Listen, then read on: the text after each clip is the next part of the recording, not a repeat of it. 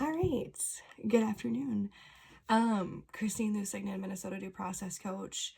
I'm recording a little bit different tonight. Normally I record on Zoom, but I normally don't record at night, so it's very dark. So I was like, well, I'll just try it on my phone. We'll see how this works. So it's been a while since I've recorded. I can't really give any sort of excuse other than I've been busy and I just haven't given it the time that I was hoping. And this is exactly what I was hoping wouldn't happen, is that I would lose steam like this. But quite honestly, I've just been busy with life and with work. So I don't really have any other excuse other than that.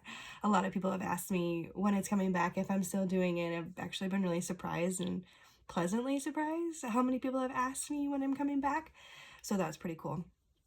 I've recorded this video on the topic I'm going to talk about today multiple times and quite honestly deleted it because I feel like it's kind of a sensitive topic within the contracting world and in contracting in general, but I do think it's something that I feel pretty passionate about and I don't know.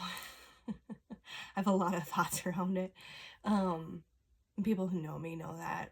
So I've had a lot of good conversations with different directors and different people around contracting itself. I think contracting is something that is fantasized by people at times, and not given the true reality that it is. And I don't mean that in a negative way. I mean it in a way of contracting is a lot deeper than I think people realize. And I think from the outside it looks shiny and fun and exciting, especially in the climate of special education right now where teachers are struggling, right? And it's tough. It's hard. Behaviors are high. Kids' needs are high. There's a teacher shortage. Everything looks different in education right now, and it's a lot of uncertainty. And I think contracting looks shiny and exciting and something that people feel is a better fit. And it is for some people. It really is. But I don't think it's meant for everyone. And I don't mean that in a mean way. I mean that in a way of contracting is really unique. And I think that it takes a certain person, and I think it takes certain work ethics, and I think it takes a lot of different pieces that really aren't talked about. And I had a really good conversation with my director the other day about this. And, she had said to me, Christine, there's a lot of good contractors, but there's a lot of bad contractors. And that's exactly what defers districts from using contracted services is they've been burned, or maybe it's through an agency and they get someone who isn't experienced or someone who doesn't fulfill the contract or fulfill the need of the school. And I think that is unfortunately happening more often than not because it looks great, A, from a financial standpoint, right? B, from a flexibility standpoint that I think everybody wants, because I think there's this piece of it too of work from home. And while that is a piece of contracting, there is a huge move to be back in person. And I think that's good, right? Like, I think services need to resume back in person for things. And I think it can look different for everyone. And I think that contractors need to be ready and flexible for that. And so I think there's just a lot, and it kind of weighs heavy on me because I myself feel that I am a really strong contractor. I have a lot of knowledge, and that's just because of the way that I operate, my work ethic, and how I do things, and my research, and working with multiple different groups, and having different connections, and being in the special education field for as long as I was, being a center-based teacher, being a a resource teacher, and then moving within the charters, and then having these different experiences, I think have really shaped who I am as a contractor today. And I think, unfortunately, there's a lot of teachers who are in their 1st through 5th year who think that they can be contractors because they have experience, when in fact they haven't been in the field that long. And I'm not saying that that means that they're a bad contractor, because if you do your due diligence and you are researching and going to professional development and constantly learning, I think that is super important. But I think you really don't know much in those first 5 years of teaching. You're still a baby teacher. That to go into a district and be their specialist is hard. And I think that's where things get murky for contractors, is that we have a lot of teachers fleeing the field thinking that they can be a contractor in due process or in other things, and that's just not their niche or their area. So I think there's that piece of it. And I also think that also spreads misinformation, which is something I've talked about widely with people recently, is that there's a lot of information sometimes that's being spread that's not truly how things should be done, especially here in Minnesota. People are giving out inaccurate information from MDE or around IDEA or around how we're doing due process and compliance. And that's really hard, because from school to school, from contractor to contractor, things are being spread that are not consistent and are not best practice. So I think that's really hard too. I think the bigger play of this job is that everybody's like, oh, I can grab coffee and do this whenever I want. You can. You most certainly can. And I'm going to be the first one to tell you that the flexibility is superb, because I have 2 kids in very intensive sports, that this has afforded me the ability to travel with them and to be more available for those things.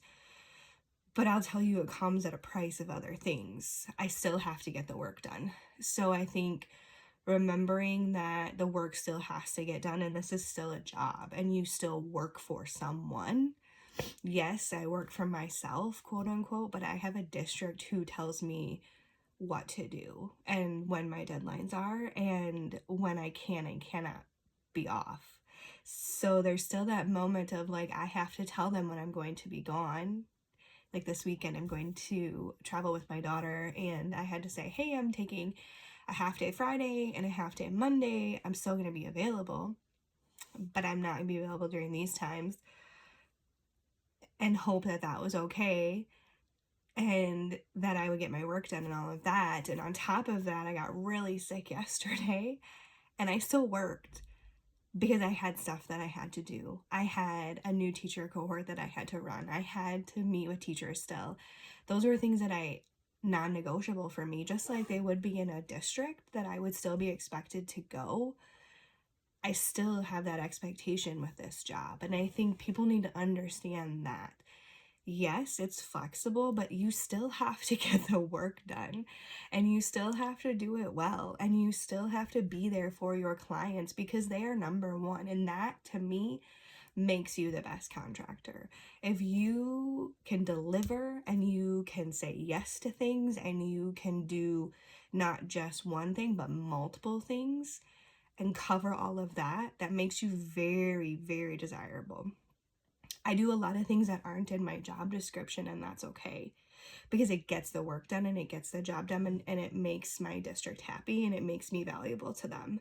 So I think there's that piece too of not being like, no, I can't do that. That's not my job, right? It's, oh, I can figure that out, or I can call someone, or, let me look at it and see if I can do it, and being like a yes ma'am, yes man, yes ma'am, whatever you want to say.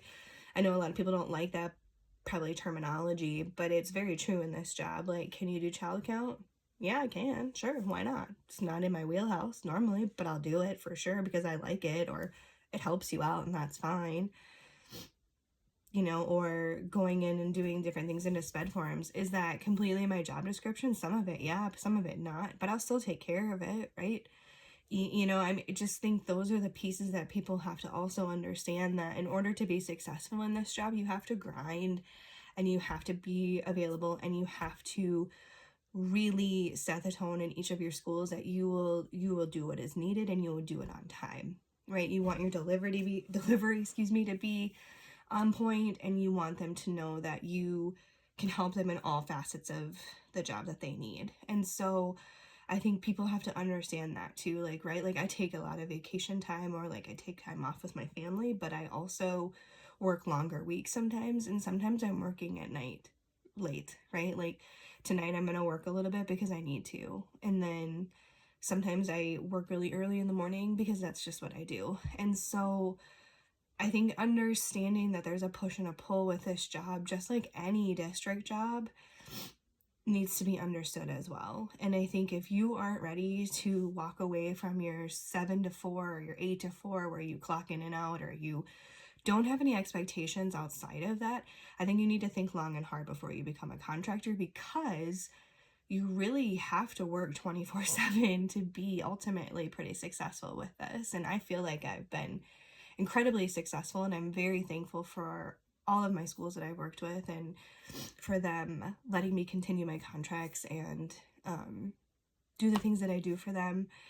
But I do that because I want them to be happy, and I want them to appreciate the work that I do and be happy with the work that I push out to them, and find me valuable, like I said, and want me to come back because I do offer value to them. And so I think there's that, and there are times when I don't answer things, or I walk away from things, I take a break from it, and I think that's healthy and everything is good. But I'm also not getting coffee or getting my hair done in the middle of the day like any other job. Sometimes I do run to the grocery store during the week if I need to, but I also work late that day, right? Like, I think you have to really have that balance. And so that's when I think people have to understand that you have flexibility to do things, but the work still has to get done, and the hours still have to be met, right? Like I could miss an hour, but I'm gonna have to make that hour up somewhere in my week. And that's just what you have to learn to do, is really balance your time and your priorities. And so I think I have a lot of thoughts. I think this job is amazing, and I hope that I can contract for as long as I can, or at least do what I'm doing in some sort of capacity, whether it's contracting or going back to working for an actual district. I want to continue to do the work that I do because I love it. I love being a due process specialist. I absolutely don't want to do anything else. Maybe get my director's license, but we'll see. I feel like I'm already there without the licensure, right? Like, I do the research, I understand the statutes, I know all the other facets that come with it, but not everything, because we don't know everything. I really like this job, right? Like, I like helping teachers, and I like the back end work of due process, and I like the sped forms end, and I like the child count, and I like all the different things that I do on a daily basis, and the people I get to interact with, and my friends in my circle that I get to connect with constantly. This job has really helped me meet a lot of people and grow my network. And so I think that's super important.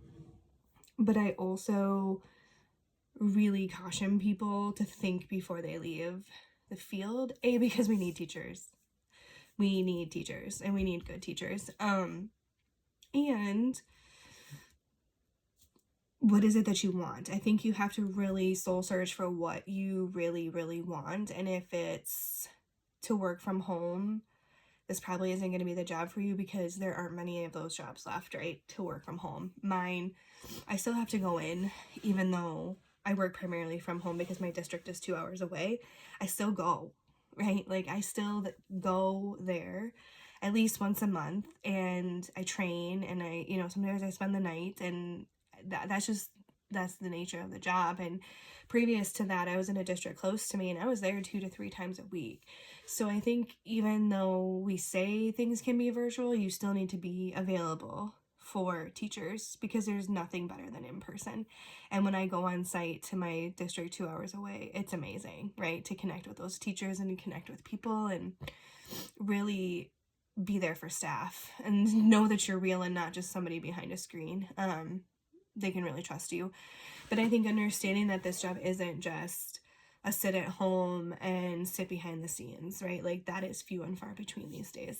And really understanding what the flexibility looks like and what you want to get out of it, right? Like, it isn't the puppies and sunshine that I think is made out to be, and I'm not saying that in a negative way, but I think there is a reality that people need to remember, that it isn't flexible sometimes. This job is any job, right? Like, you have to be available, and you have to get your work done, and you have to be accountable to someone on the other end. It's a job, period, right? Like, I am accountable to my director and my coordinators every single day. Every day. Period. That's in any position that you're going to hold. Even as a director, you're going to be accountable from your executive director or whoever you are taking your, I don't want to say orders, but your direction from. So I think understanding that there is someone holding you accountable on the other end, and that you need to get your things done. That's super important. And I also think it's super important to be a really, I don't want to say be a good person, but kinda, right? Like, have integrity and have it in you to do the research and to learn and to really network and talk to people and keep up to date on information and be open and be a learner and be flexible and all of the things. Flexibility is key. That's huge, right? So yeah, I feel like I ranted, and I didn't mean to rant. But it's just been weighing really heavy on me around contracting, and just lots of conversations with directors that I'm really good friends with, and we talk about it all the time, like the difference between good and bad contractors. And if we continue to bring people into this field or tell people it's something that it isn't, then it's going to go away, right? Because people get greedy, and this job isn't about making the most money and a money grab. It's not, right? I'm in education, right? And it's about doing what's right. And I think when you get too many people trying to be greedy, then all things, all good things go to an end. And, people trying to work too many hours, or people trying to pull their FTE too high, or charging too much, is really going to taint the waters for other people. And I don't want that to happen, because I think there's a lot of really, really good contractors out there, and I include myself in that. And I think we deserve to be able to do good work. So, yeah. Not my typical due process. I have a lot to talk about for due process. Oh my goodness, so much. I just need to get a list. See, I'm yawning. This is what happens when you do it at night. I need to get my list going. I need to get back to it, because I miss it. I do. I miss talking about it. But thanks for joining my TED Talk tonight. Drop me a comment, a like, I don't know, something. Let me know you're still there. Thanks, guys.